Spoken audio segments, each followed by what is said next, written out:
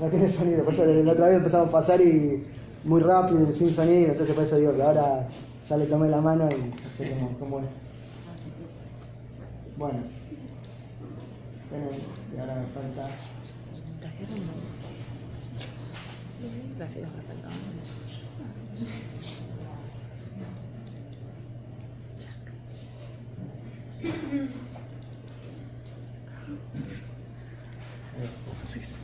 Bueno, vamos a ver ahora entonces el trabajo práctico de ósmosis.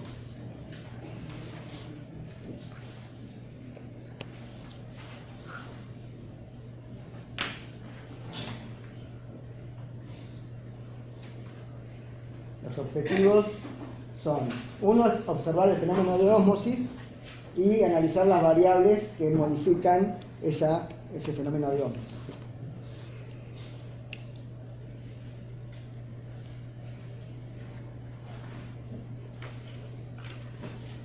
Y además lo que hay que hacer es calcular las presiones osmóticas y calcular la velocidad de pasaje de ese solvente. Materiales.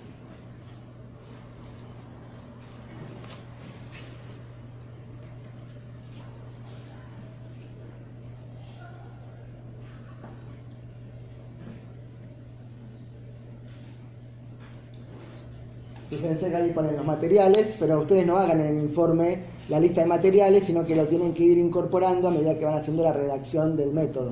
O sea, van explicando cómo es la metodología y van agregando cada una de estas partes en ese método. Fíjense que ahí donde dice azul de metileno en realidad es una solución, acá dice solución. No es azul de metileno puro, sino que es una solución acuosa de azul de metileno. Y esta es la membrana semipermeable pura, en este caso, ¿no? Porque estamos hablando de ósmosis. A diferencia de la otra, que era semipermeable selectiva.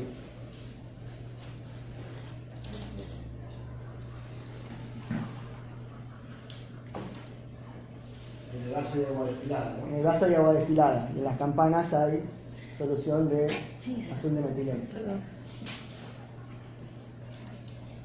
Entonces se llenan las dos campanitas con la misma solución.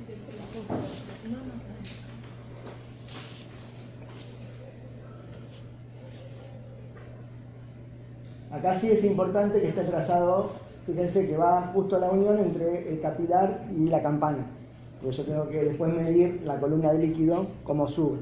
Entonces acá sí es importante ponerlo justo en ese límite.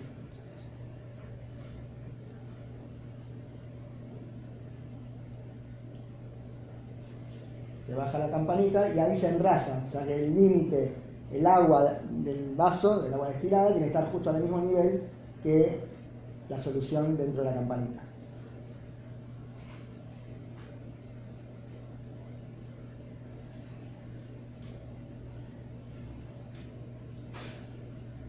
Y hacen lo mismo con el otro osmómetro, o sea que son las dos soluciones al mismo tiempo.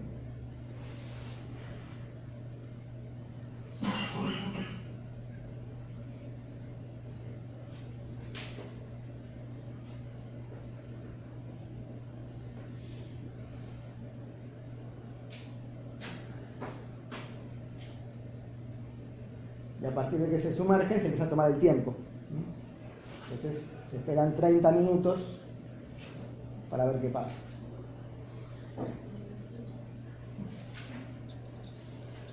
Y ahí lo que hacemos es ver que subió una columna de líquido en uno y subió otra columna de líquido en el otro osmómetro. Y lo que se hace es medir con una regla cuántos centímetros subió esa columna de líquido, a partir del cero que habíamos marcado inicialmente. En el osmómetro 1 había 4,6 centímetros. Y en el osmómetro 2 hay 12,6 centímetros. O sea, subió más uno que el otro. O sea, ahora vienen las preguntas. Si la solución de azul de metileno es la misma en los dos osmómetros, ¿por qué el nivel de uno subió más que en el otro? O sea, ¿por qué puede haber sido? O sea, ¿cuál es la justificación de que haya subido más en uno que en el otro? Si las dos soluciones eran las mismas. Por la temperatura del agua. ¿Quién dijo? Muy bien. Acuérdense que esa presión osmótica va a estar dada ya sea por la osmolaridad, o sea, por la concentración de la solución, como por la temperatura, porque la presión osmótica es R por T por la osmolaridad, o sea que implica tanto la temperatura como la osmolaridad, la concentración. Si las dos son soluciones de igual composición, o sea, la misma osmolaridad, si sube más una que la otra, la única manera posible es que haya cambiado la temperatura. La que sube más tiene mayor temperatura, y la que sube menos, menor temperatura, porque son directamente proporcionales por la fórmula. Entonces, la forma de justificarla es esa. A partir de la fórmula, presión osmótica es R por T por la osmolaridad. Como la temperatura es directamente proporcional con la presión osmótica, a mayor temperatura, mayor presión osmótica. Pero eso mismo para el parcial. Cuando le pidan justificar, lo justifican a través de la fórmula. Lo explican, pero además tienen que poner la fórmula. Si no la ponen, es como que hay parte que está incompleta.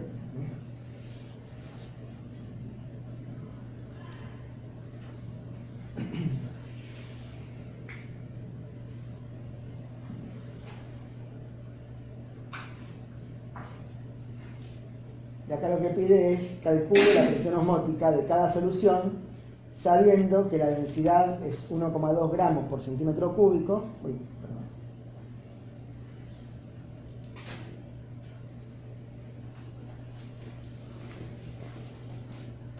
Y la gravedad 980 centímetros sobre segundo cuadrado.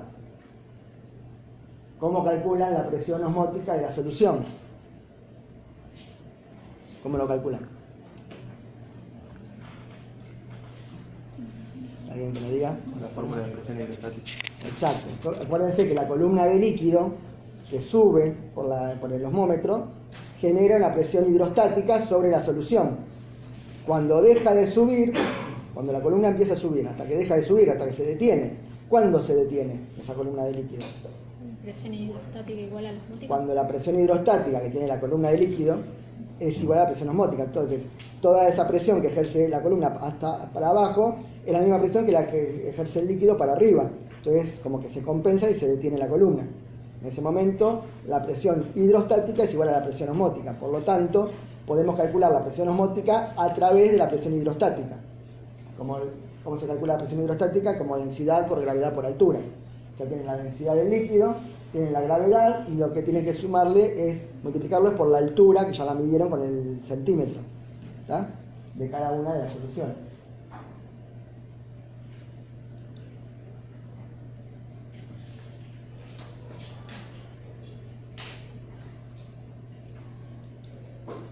La otra pregunta es, si el radio de la columna es de 5 milímetros, o sea que el tubito del osmómetro tiene un radio de 5 milímetros, ¿cuál es la velocidad de pasaje del solvente? ¿Cómo hacen para calcular la velocidad de pasaje del solvente? ¿Alguien sabe? Calculás el volumen de agua que subió. Exacto, tengo que calcular cuánto volumen de agua subió o entró a la campana. O sea, lo que subió es lo mismo que lo que entró a la campana. ¿Cómo calculan el volumen de agua que entró a la campana en ese tiempo? La altura por la base, por el radio. Con el radio se calcula la base del cilindro. La sección, ¿no? Muy bien. Se calcula la sección del cilindro, que es pi por radio al cuadrado, y a partir de esa sección, por la altura, calculamos el volumen de líquido que hay en esa columna de líquido. Entonces esa cantidad de líquido es la que entró. Muy bien. Esa cantidad de líquido entró en un determinado tiempo. Esta velocidad de pasaje del solvente se mide en moléculas de agua por unidad de tiempo, por ejemplo por segundo.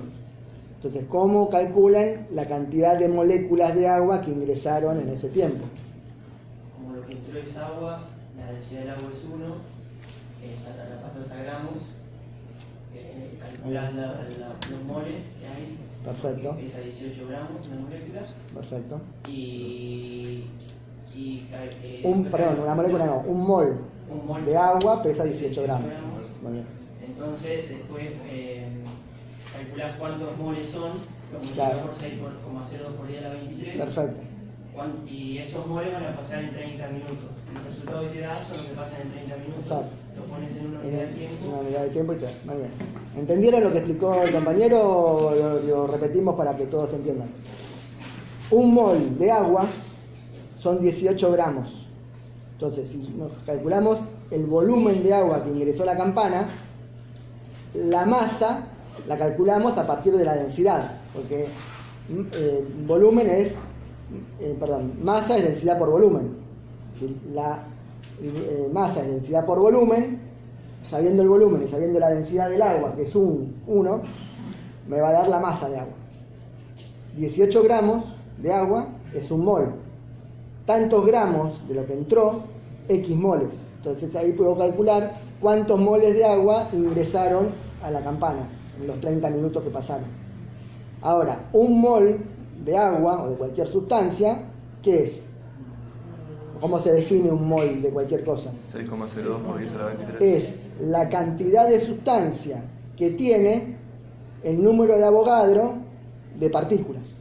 Por ejemplo, si en 18 gramos es un mol, quiere decir que hay 6,02 por 10 a la 23 moléculas de agua en un mol.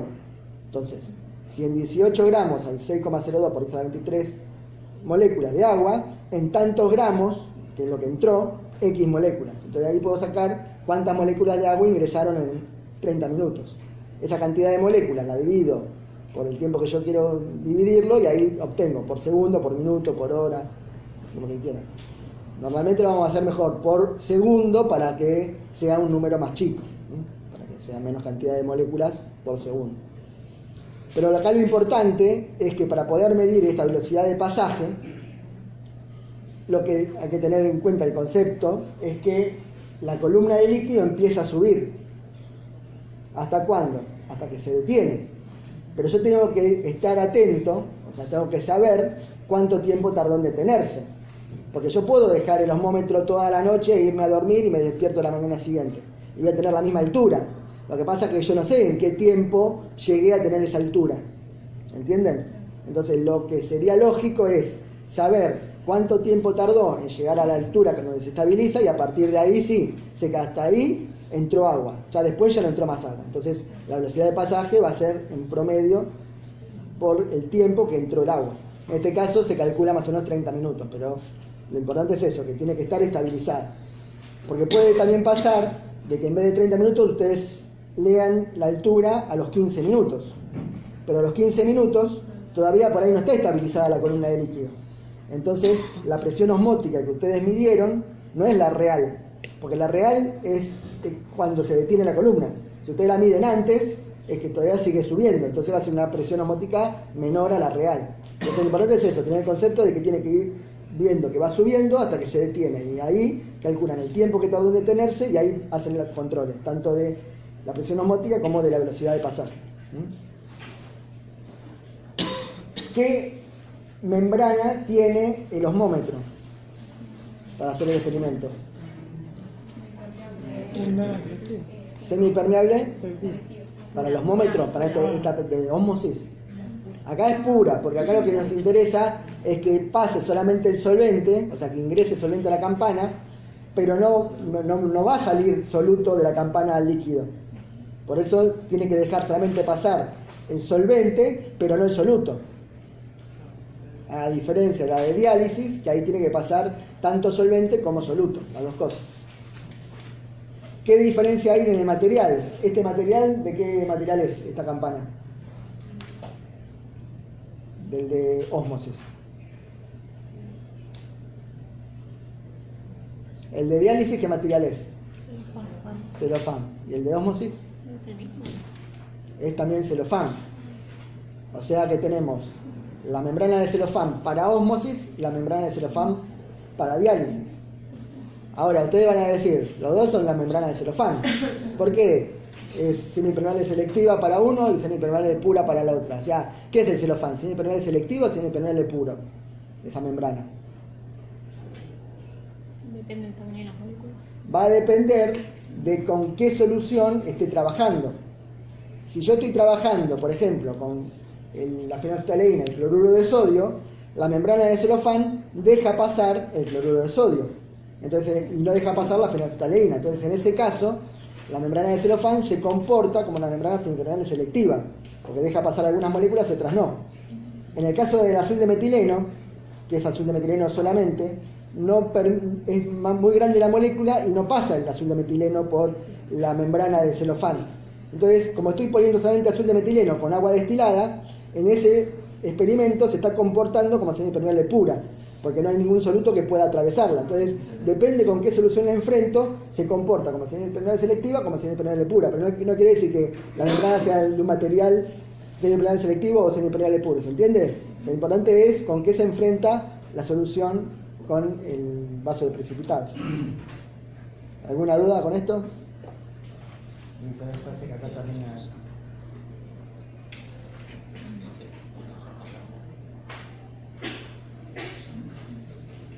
Segunda experiencia.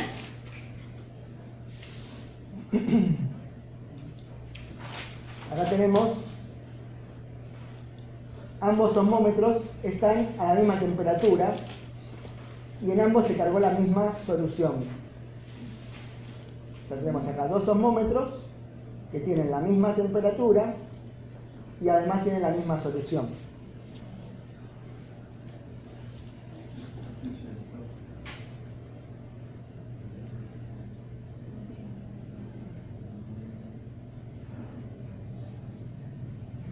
La pregunta es, si sabemos que en uno de los vasos de precipitado se colocó agua destilada y en el otro una solución acuosa más diluida, ¿en cuál vaso se encuentra cada una? Justifique su respuesta. O sea, en un vaso de precipitado había agua destilada sola. En otro vaso precipitado había una solución más diluida, de lo mismo que tenía la campana. ¿En cuál de los dos hay cada una de estas cosas? ¿Cuál de los dos tiene? En el que llegó más arriba había agua destilada sola. Muy bien. Y en la otra había. Eso era una solución. Perfecto. ¿Cómo lo justifican?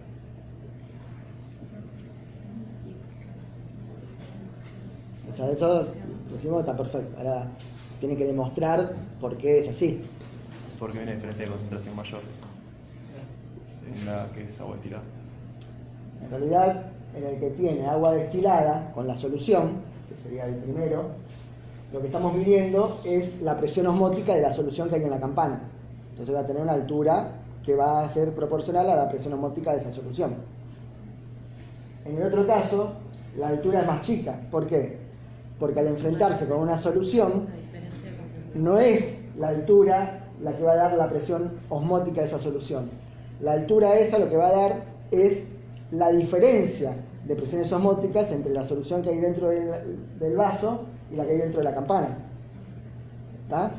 Entonces, en este caso se mide la presión osmótica de la solución y en el segundo caso se está midiendo la diferencia de presiones osmóticas. Porque va a ser la presión osmótica de la solución menos la presión que tiene la campana, menos la presión osmótica que tiene la solución del vaso de precipitados. Y eso me va a dar la altura de esa diferencia de presiones osmóticas. ¿Está?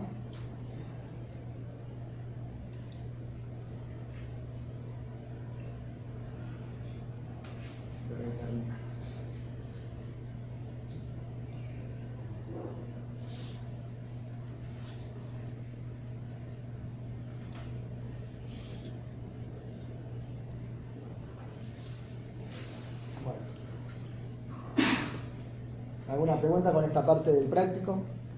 O sea, todo lo que se hizo como experimento y lo que las preguntas del cuestionario y eso, todo eso va al informe. Bueno, esta parte ya está. Y ahora tendríamos que ver